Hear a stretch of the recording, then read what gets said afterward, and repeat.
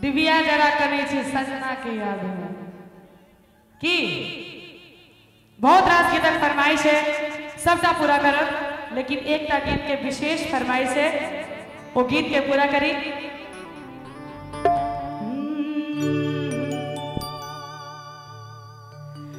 घकरा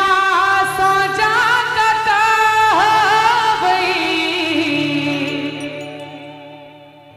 घकरा सोजा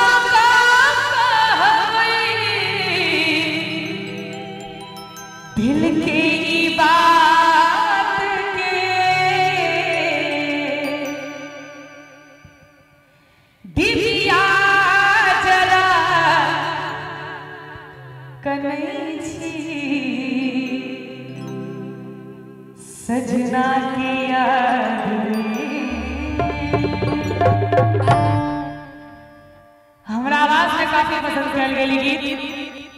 एक बेर चाहब कनी गौर से सुनबै गीत के जो फरमाइश भेलैया त हमरो इच्छा भ गेल जे आबै गीत के हम खूब नीक से सुनाबी की एक बेर जोरदार ताली बजा दियो तो सब गोटे। दिव्या जरा कनै छी सजना के याद में दिव्या जरा कनै छी सजना के याद में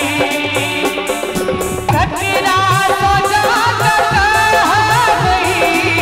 ककरा सोजा कहबै दिल के बात के